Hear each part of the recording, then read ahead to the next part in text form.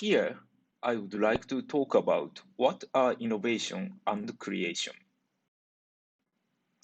Ever since I was a university student, I have always felt compelled by society to innovate something.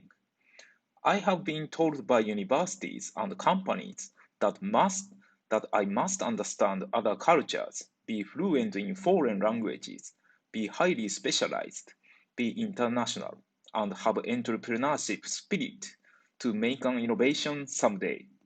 What is, what is innovation? This is what I would like to talk about through this lecture. It may be the creation of an innovative technology or idea that brings about a major changes in society. When I hear the word, I think of things like computer, digital camera, blue light emitting diode, and smartphone. What we think of when we hear the word innovation may vary from person to person, but it is true that there have been important innovations in each era.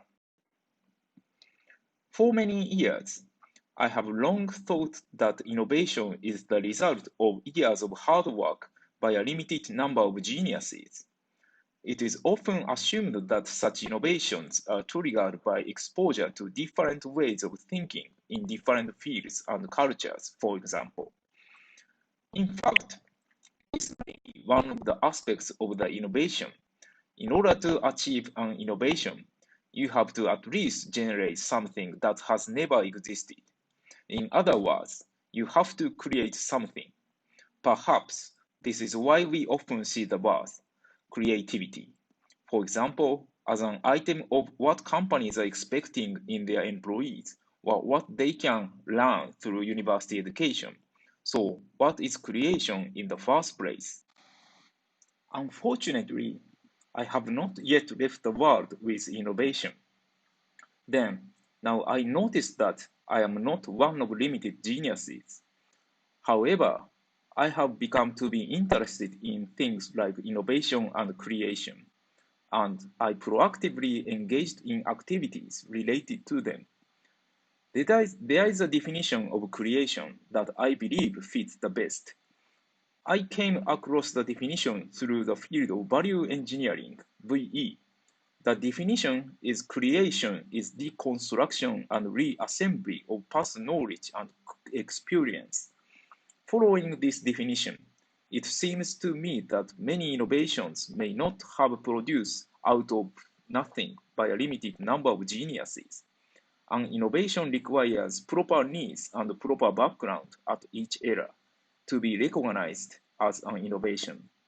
And one may say, when someone has made an innovation, that he or she has succeeded in meeting the needs by leveraging available resources.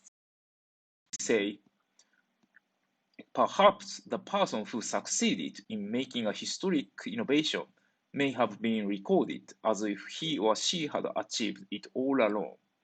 It may be true that the efforts made by the person over the years may have been significant. The contribution of many people who supported him or her should have been also significant. I feel that many companies and universities are asking their employees and students to be limited geniuses and to make innovation. And the employees and students who are expected to do so are also trying hard to meet the demand.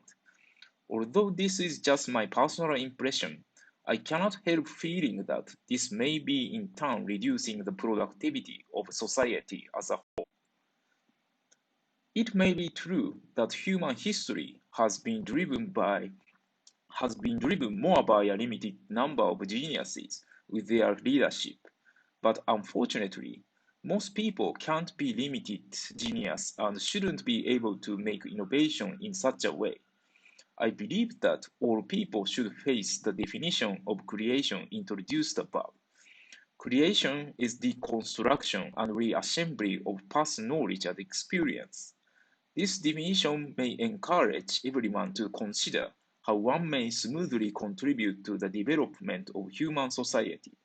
In addition, I believe that those who will be recorded on our history as one of a limited number of geniuses, will also achieve innovation with a full understanding of this definition.